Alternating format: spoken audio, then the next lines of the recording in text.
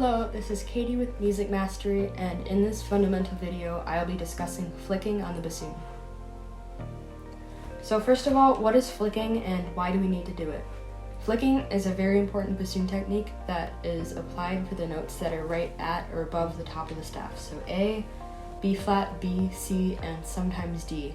You flick when you have to tongue these notes or if you have to slur to them from any note that isn't stepwise next to it. Flicking uses the left-hand thumb keys right here, and as the name suggests, you flick or tap one of these keys at the start of the note.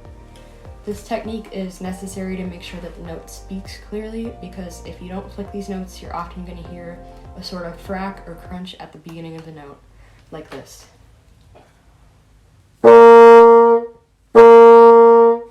Versus when you flick.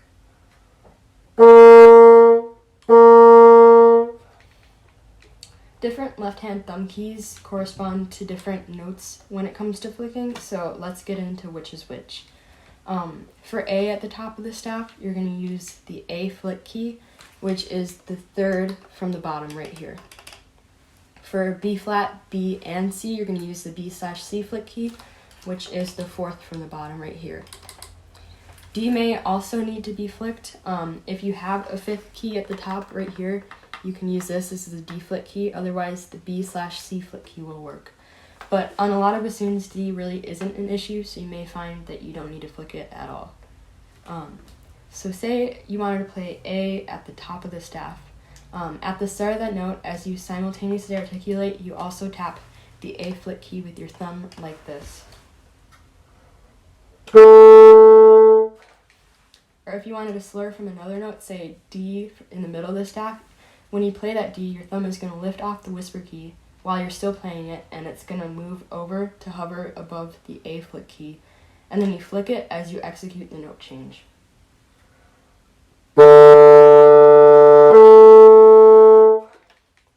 If the lower note, D, here, jumps up before you're flicking, and after you've lifted the thumb from the whisper key, your air and your embouchure might be set too high already. So make sure that your embouchure is relatively relaxed and your air is slower but still well supported by your stomach muscles. As you slur to these notes, you flick simultaneously and change the air and the embouchure setting to what is necessary for that second note. I also do want to note that instead of flicking, you can also do what is called venting, which instead of flicking the key and getting out of the way, you're just holding it down like this.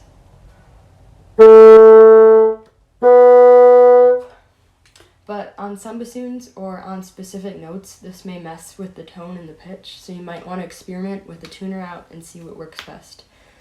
You also may find later in different circumstances in your music where you could or should use either flicking or venting. So being familiar with both techniques is beneficial. I now want to give you a little practice exercise for flicking, specifically in the case of slurring.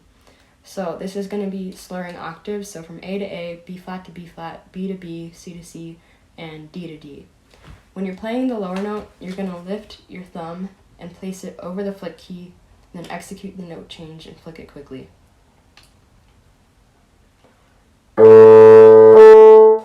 At first, it might be hard to determine what thumb key to press without looking, but by looking down, you're sacrificing your embouchure. So while you can do this at the very start, I recommend just getting a feel for the location of the different thumb keys by doing these slurred octaves very slowly.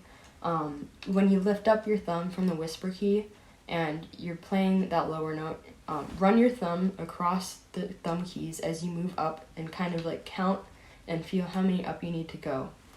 So if we were going to slur from C to C, you would start by playing that lower C. You would lift your thumb from the whisper key and move up to the fourth key and flick it.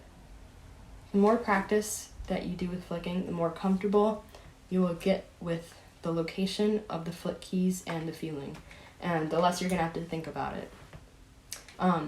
Once you're comfortable with slurring and flicking, you can also practice simply starting a note with a flick like this.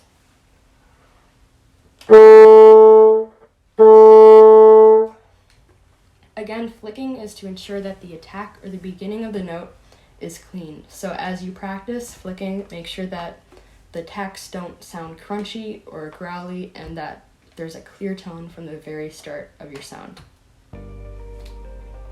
That's it for this video. If you're enjoying these videos, make sure to encourage other members of your ensemble to join MusicMastery.band so that everybody can master their parts. Remember, you get 3 requests per month as a member, so keep practicing and we look forward to helping you master your next piece of music.